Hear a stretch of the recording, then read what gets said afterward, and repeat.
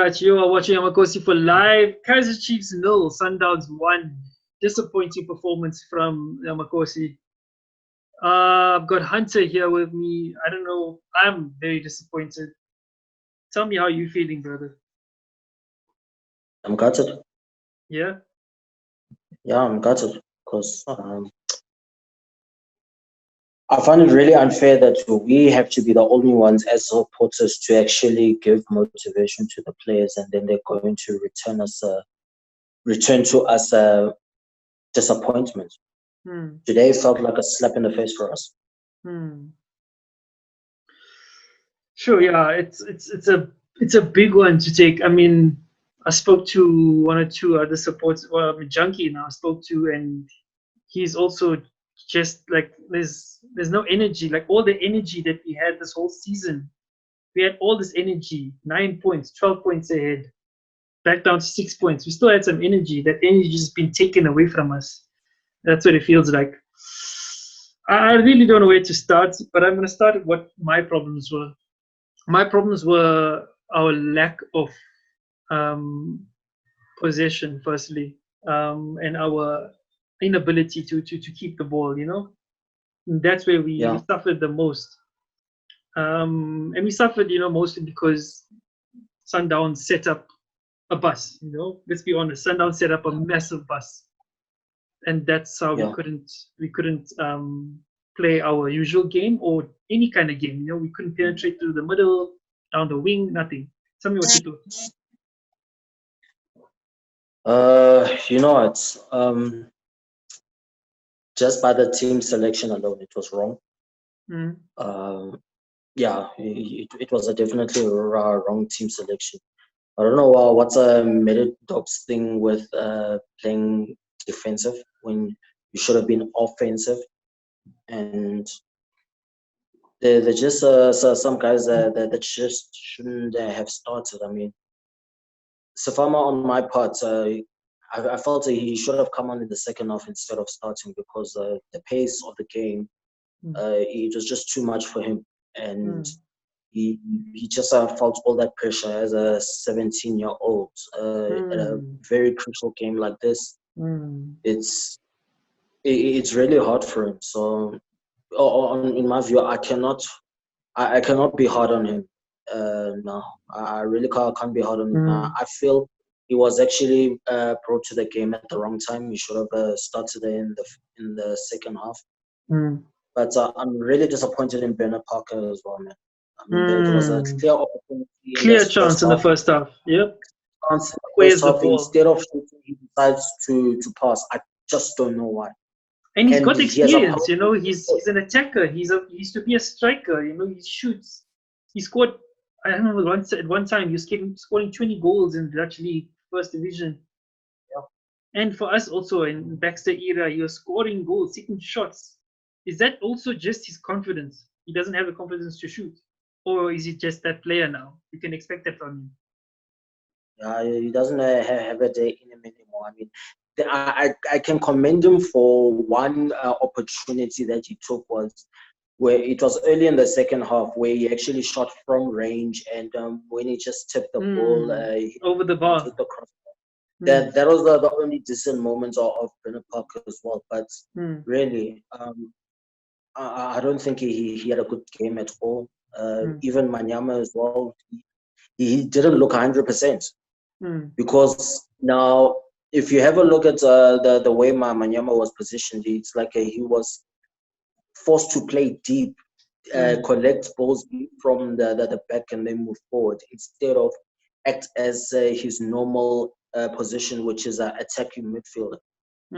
But really, Middendorp, he shouldn't have approached the game defensively. And really, that is what messed us up in the first half, because we lost the game in the first half. We were just absolutely nowhere. And if you have a look at Sundowns' lineup, it wasn't the greatest of lineups. No. It wasn't. And we said this before the game also. We were so confident that we were going to destroy the side. Exactly. I was so confident because I just had a look at their lineup. They lined up exactly in the same formation that we were playing as well. But now with the way we played, it was actually totally different.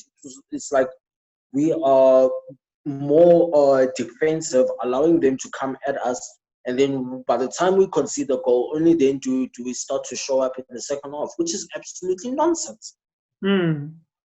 Absolutely nonsense, and it's unfair. It's really unfair. I mean, Daniel Cardoso, he was supposed to have marshaled that defense throughout, okay? Especially in that moment there. He didn't do that. Yeah. As if you're defending, you need to make sure that the player that has the ball does not even make at least a second touch, does not even make that second touch at all, and you need to get that ball away from him. That is just a simple rule. Exactly. And what Kaizer Chiefs did, instead of applying pressure on Mamelodi Sundowns, who had the ball, they allowed Mamelodi Sundowns to put as many touches on the ball as possible, but going to us. And then the transition, I don't even want to repeat myself with regards to the transition, because the more I repeat myself is the more they do the same thing. The more I repeat myself is the more they do the same thing. On the transition, you are supposed to attack with intent. Everybody was just jogging. Everyone. Even Mamelodi Sundowns were jogging when it came to their transition, but us, on the other hand, we were just simply jogging. I just don't get it, honestly. The other thing that's also just disappointed me was, as much as it just confused me at the beginning of the game also, and you see the lineup and then you see the changes. Billiard came on, these were decent changes. Zuma came on, you saw the change. We had a much better second half, which is fine. And Agay came on. But then we take out Katsande, who's our captain, and then you're making I don't know what. So that leads me to this. And then you saw Frosler, who was in the center, then he went to the wing. Manyama was in the wing in the beginning. I don't know where Manyama turned in the second half, where he was. Then in the last 15 minutes, Matoho was our striker. So you've got to ask yourself, what is Manzinho? What is Middendorp's plan? What is his plan B? What was his initial plan? Do the players understand it? Are they happy with it? Do the players understand what he wants? We've come now to the season, last 3 games. Do the players understand what he wants? I don't think they understand his philosophy. Really, they don't. And to be honest, he shouldn't have taken off Katsande at all. Katsande for me was actually solid. And Katsande was supposed to have stayed for the rest of the match, because we needed a guy like him. I give credit to a guy. He actually played well, but I still feel that Katsande should have stayed. Park, on the other hand, I feel he should have just rested. He shouldn't have played the 90 minutes. Yeah. And if you just have a look at our starting lineup, we did not have a midfield. If you look at it, we did not have a midfield. Sefama is a striker, but he's been dropped to midfield. Lebohang Manyama, he's more of an attacking midfielder, but he's playing a defensive position. He was in the wing. I remember him being on the left wing actually in the first half. Yeah, but then if you have a look at what he was doing, he was actually being forced to play deep so that he could collect the ball and then go forward. He didn't have that much space. I mean, look, in as much as Kaizer Chiefs fans, they were saying that no, Manyama is useless and all that. I watched him closely. I was like, no, his position's wrong. He's played in the wrong position. Exactly, he was out of position. Yeah, he was out of position. He was played in a more deep role in the midfield instead of his usual attacking role. And that is what killed him. That is what killed him. And Middendorp, I really don't get why he has this tendency of putting players out of position when it is unnecessary to do so. Because honestly, I mean, after today's game, our spirits are down, and I don't think anybody's telling the truth with regards to how the spirits in the camp is. I don't think the spirits in the camp is high. Is it cold feet now? Definitely. I mean, I feel like. Do you think the players are all getting cold feet? No, but you see, when you are faced with 4 games left and you are sitting on top, this is where you need to have a mental attitude, a mental capacity to actually win the league. Now, what Sundowns are busy showing us, they're showing us how to be mentally prepared to win the league.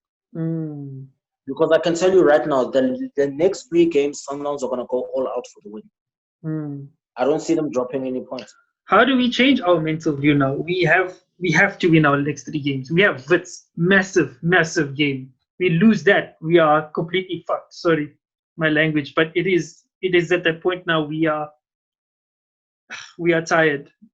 We've been so confident and we've been playing so well the whole season, and then now as soon as lockdown, threw us off, we have these 3 games. How do we change the mental, the psychological mind frame of the players now?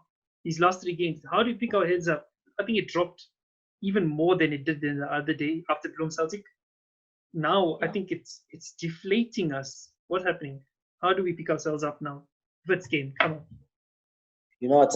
I took the time to reflect on today's game, and all I could think about is that, you know what, these last 3 games just don't matter to me. Because now, what are the chances of us even winning these last 3 games? We were supposed to have wrapped this league up by now. We didn't do that. We were supposed to have wrapped this league up by now. We didn't do that. Post lockdown, we only managed to win 1 game out of the 5 games in which we've actually played. We won 1 game, we lost 2, we drew 2. And now Sundowns have actually caught up with us simply because of their draws that have actually helped them. The draws that have actually helped them, and then they win against Golden Arrows. I'm tired of saying that, look, it's up to the players as to what they want to do. I think the players already know what they want to do. And look, we can only do so much as supporters, but I'm not going to lie to you, Mesh. My spirit is really, really down. And I think now, even though I don't even want to, but I think now is the time to really press that panic button and say, you know what, where do we go from here? Because now, if you have a look at Middendorp's interview, when Tato Moeng was actually asking him a question, he immediately cut in, answered, and then he just decided to leave. Did he cut it off? I didn't see the interview. What happened? Did he cut off? No, when Tato Moeng actually started the interview, he immediately cut in, and then he was busy explaining this and that. So I really wasn't interested in what he had to say. And the moment Tato Moeng said, "All right, coach, thank you," he just walked off. Just walked off. I mean, I'm sure any manager. He said thank you, but he walked off. Any manager would be frustrated with that performance, I'm sure. I mean, from his play, he's not giving 100%, and I mean, he's also to blame. Does this lead us to what everybody has been saying on Twitter and any kind of sphere, whatever social media presence? Does this lead? Or how are you feeling? Is this also a hashtag Middendorp out for you? I feel this is last season for him. That is how I feel. Does he have 3 more games and that's it? Yeah, he must just play his last 2 games and then that's it. Because I think in a process, management is looking for a new coach.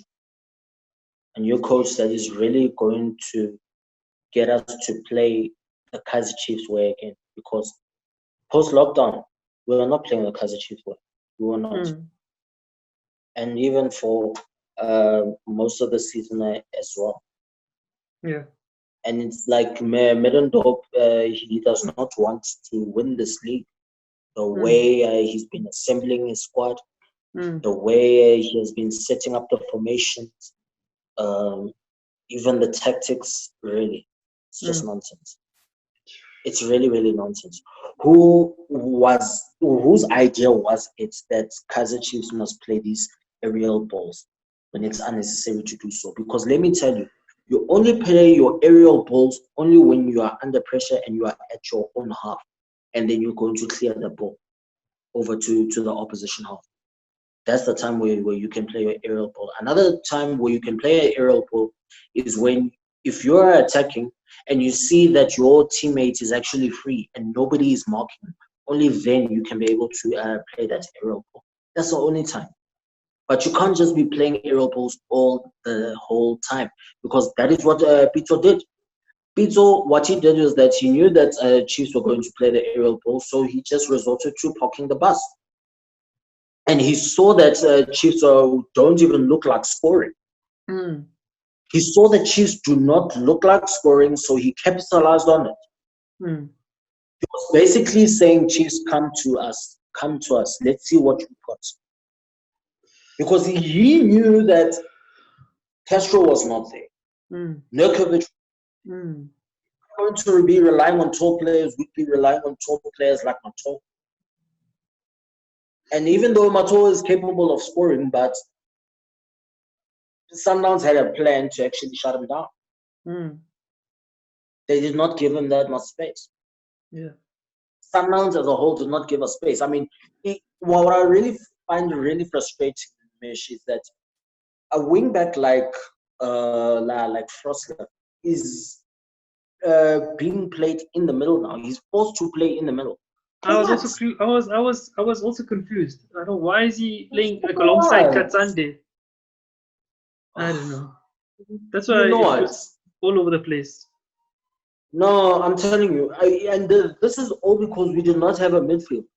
We didn't have a midfield today, and honestly speaking, I don't know what is the Middendorp's issue with Backers. Backers should have played. Nobo should have played. And these are all players. But you know what? If Kaizer Chiefs want to go on and make Junior Kanye famous by proving him right that we are such a predictable team and we only resort to aerial balls and we're going to drop more points, then they can just drop more points then, so they can make him more famous. Oh my gosh! Yeah. If they are going to allow opposition teams to really, capitalize on how predictable we are, then they can go ahead and drop points. But really, this is a pure disrespect to us as the supporters, and it's a pure disrespect to the anniversary jersey, because that anniversary jersey is supposed to be treated as sacred, and the moment you put on that anniversary jersey, you are expected to perform. Legends have worn that jersey. The Kaizer 11 have worn that jersey.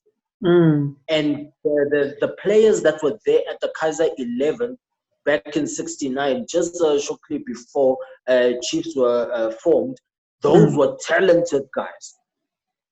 Those were talented guys, and they were looking for talented guys to actually join the team, and that's exactly what they did.